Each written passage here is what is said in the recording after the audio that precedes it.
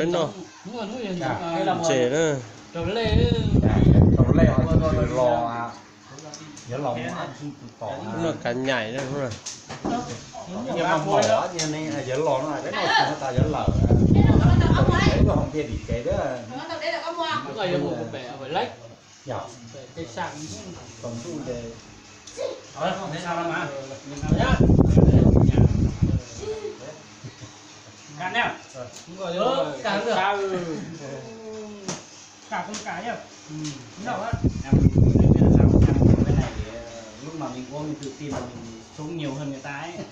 đấy mới không tương lý cái này tương lý lắm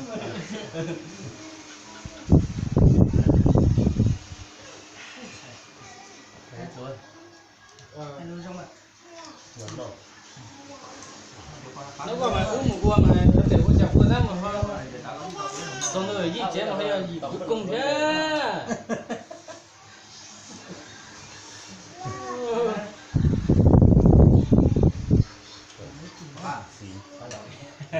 ăn đói hả rồi nha có này một đậu ăn cứa thì rồi tôi tái thì có những ông mò được gì xịt tối này đẹp cái tua thế luôn cái tua thì nhóc thì còn đi xe đặt cách để đó là di dân mà giờ giàu biển giàu kia đó là tôi là hai rồi tôi đi núi mò tới giờ không phải có rồi giờ mà chưa liều bây giờ màu rồi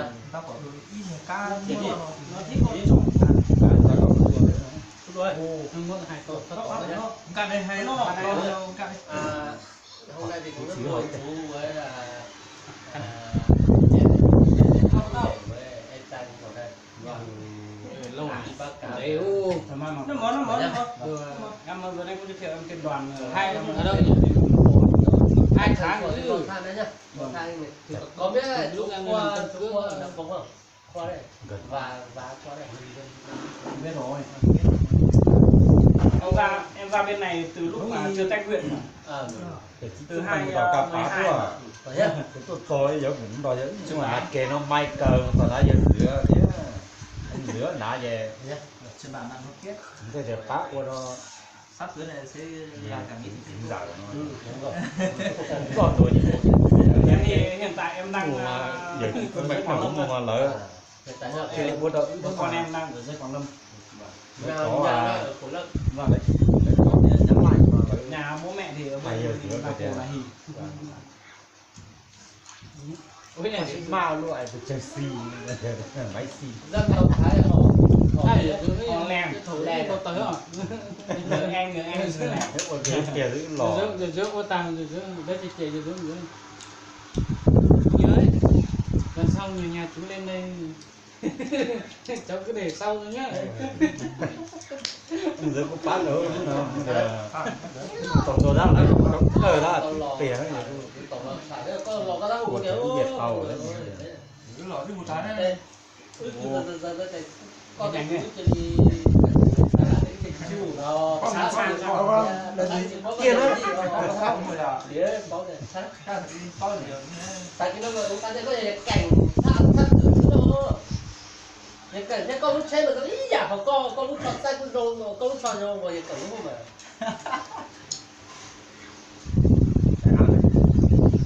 cái hồi con chỉ thế nghe thì chỉ có con đặc của lần thôi nó nên chỉ chỉ của lo cờ bây giờ lo lớn nhưng không có tiền đấy không phải nhé đấy không có gì lòng à không phải nhé nữa ha cỏ là con khánh rồi cỏ ép đuôi thôi ồ ta không cho tí chuối đâu không được tí chuối chơi con bé thôi đây thì hẳn nhưng mà tránh tí lắm tránh gì mà con nó to là có cái cứ nhớ là cái đầu là có cái mùi nó ngọt ngọt một chuối mùi ngọt ngọt đấy nó cả nhà nữa nó phải tắt tá nữa cũng rồi này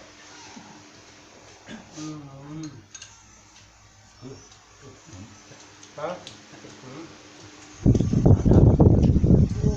mà tua vào thì có thua lậu nó tải được lậu đúng mới đau rồi đấy cũng nhưng mà muốn căn cước của về nhiều khâu sinh thử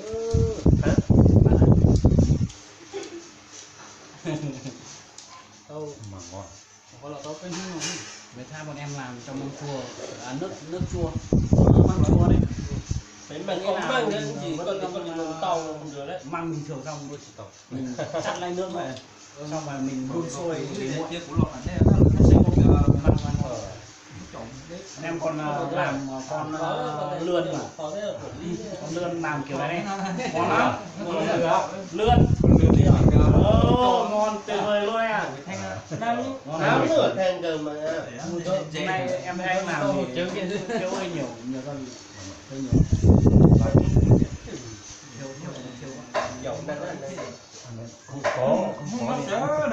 có cái này đâu rồi nó sạch đảm bảo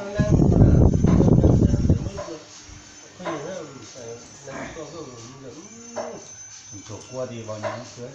mà ăn là ngay vài đứa con đó là đi cua nhiều đi qua nhiều chú mà trồng máy Giờ thấy coi cái tua hồi cái gì rồi. Giờ xem vào hay là mặt đường nó cua cái dễ bầu không có nhà nó ở ngay ngoài đường mua đồng tiền luôn sẽ vào đồng tiền luôn đấy thôi tốt rồi chúng xong hết rồi đấy cứ thế là không để ý cứ hết là anh em cứ hết rồi hôm nay đi tiêu gần đây thôi mấy tự tin cua cái đường đấy muốn đùa đi qua cái cái đường dễ về cái này ôi nhưng mà anh tiêm 2 tuần hơn 2 tuần chứ thứ hai tuần nói thì muốn mãi tuần tổ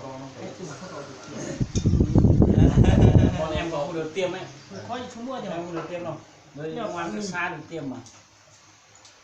đó mà có phải hay tiệt á núi gì mà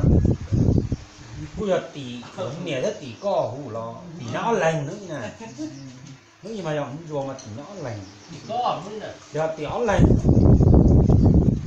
tụ trẻ lo nên cũng chỉ nó cao sáu trẻ họ tụ kia lo thỏ lo nhóm nó qua chỉ hai đó chúng ta làm anh cứ hai giỏi rồi đó nó không cho con chơi không ở chồng muốn là nó cũng tao sợ để trong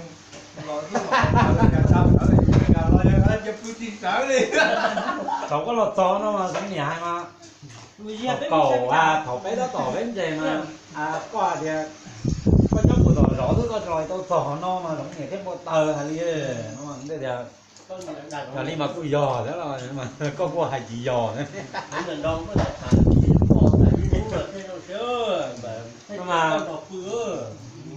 nhưng mà chỉ mà có giống nhà tức là không phải tức là giống nhà thì máy nó mà thì con nó to to rõ cái con chỉ to lò là nó mà giống nhà cái bộ tờ nó mà như bây giờ tỉnh rất lành mà cái này cái chỗ đi trồng cái tia cái giờ trồng sao mà to đi là kia kìa rồi có cái đó rồi tổ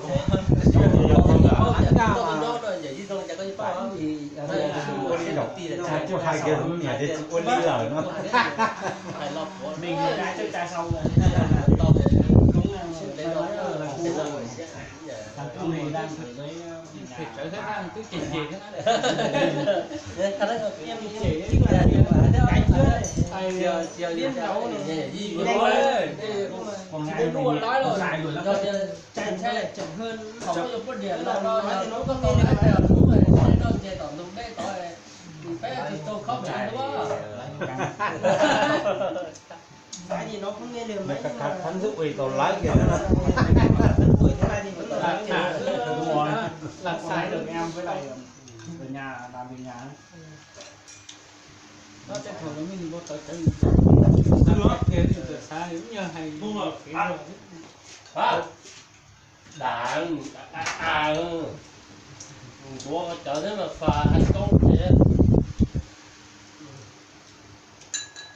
Đây giờ thì nó cho nó không stop kia rồi. Tao chỉ cháu này. Ông đã có thấy tụi trận cháu. Bữa ra nó lóc rồi đâu. Phát đồ cái này, phát đồ này. Và đó. Ô trên em thượng to lắm mẹ. 2 ngón này. Con này là con. Thôi trái con lặn xong là nó lấy kính này, ngoài nhìn này. Ăn được nhiều lắm. Cá pa chát các kiểu với lại cá pa khính này. Bán được nhiều. Phát đồ ngon. Đây, pa đồ này. Phát đồ cá rồi. Ngon.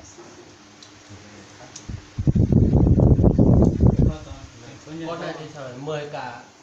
anh YouTube của mình. Nó tụt lò nữa, lò cứng rồi, thế à, vậy lò thật tán là tụi nó mà cái hồ cảng đó, đấy nó cái tụi nó đấy, Tôi thế này về con lá này kề theo. khá là chế rồi, Theo là chỉ ăn một mỏ á, có gì đỏ tao một mỏ thì nó xỉ cái kia. Nó như kia nó cá cứ lên từ tập nó lợn còn khóc. ô mình đã có cho gì thế mà mình nhìn thấy nó lo Hả? Cái gì? Vâng, người ta có cái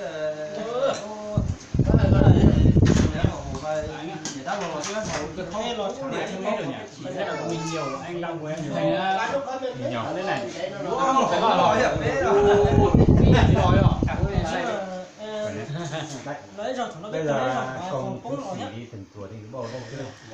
thế rồi Bọn em ở dưới nằm kẹt Còn chú có bác.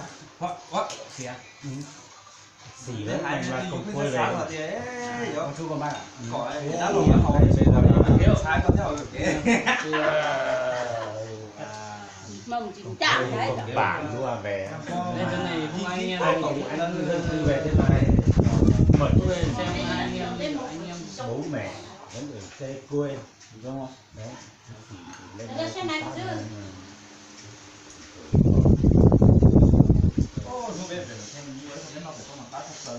Thầy ơi, nó cái nào một sữa tại chỗ luôn à? nó giờ lâu chín nó cái đầu to cũng phải được quần chè nè, có một chút một người đủ rồi con đây nó lò lại nó lon đủ rồi thế này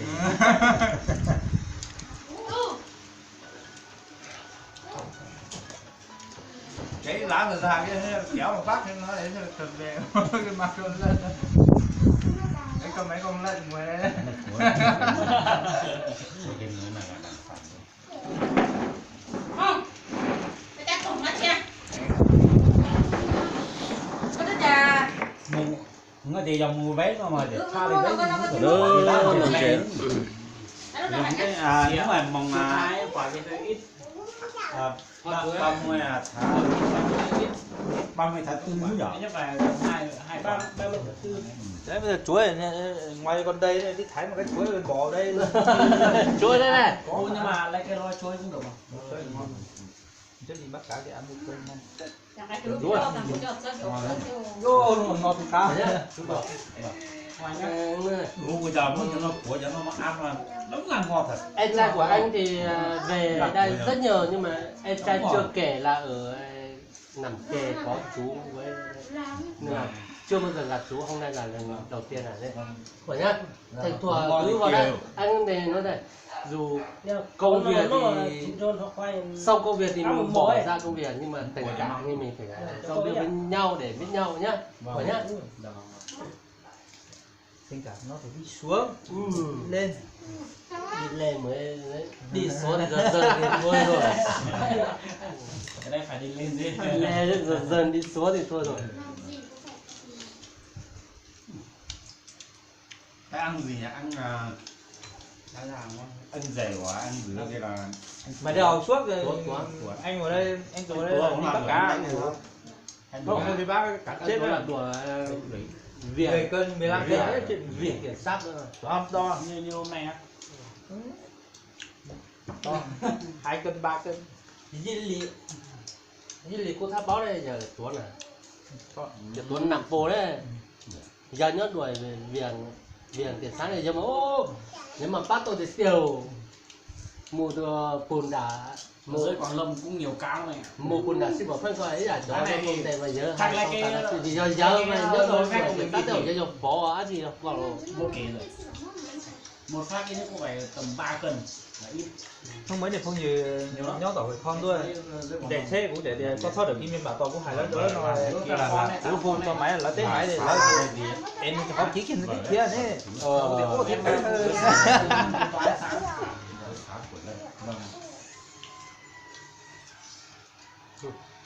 Ini bang mà chúng ta mua chúng ta thông cảm nhá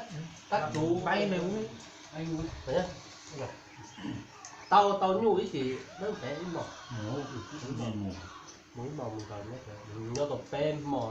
cần sao để căn đùng mà mua đất gì cho ít chiều mình còn nhá tôi y như y tử à mình như tử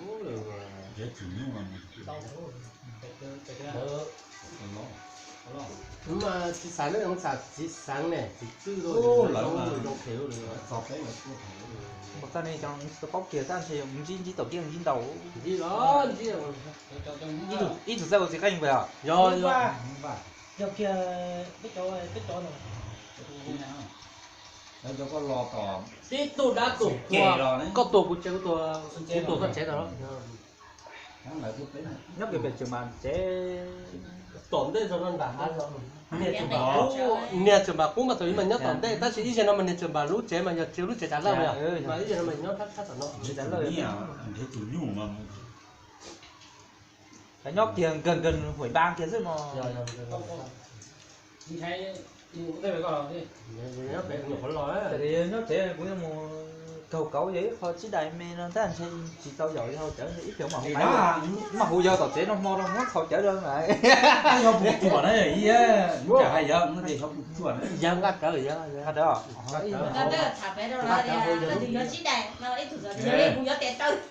tức là thả bé đấy mà nó giờ dùng chó cái này dùng xí nhiều nữa nhập nhưng mà chúng ta hay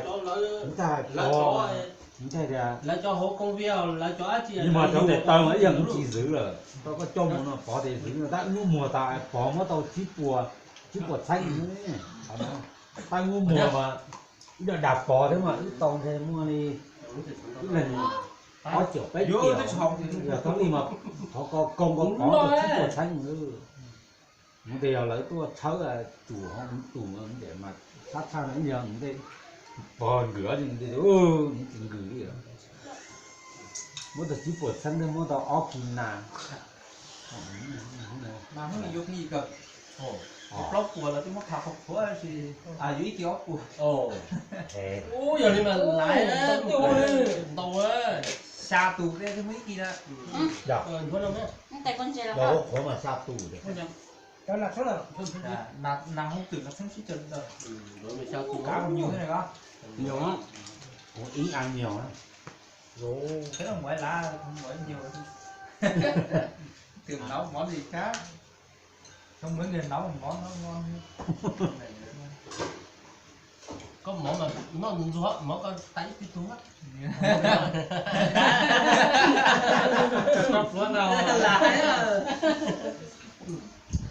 nếu làm món của anh thì kính đáo nhiều đi có cái nhảy to quá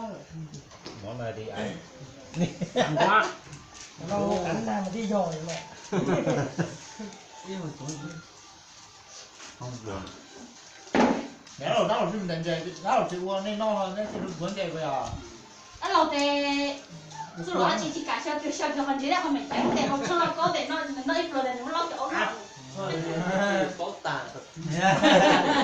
lúc mà đi là không phải là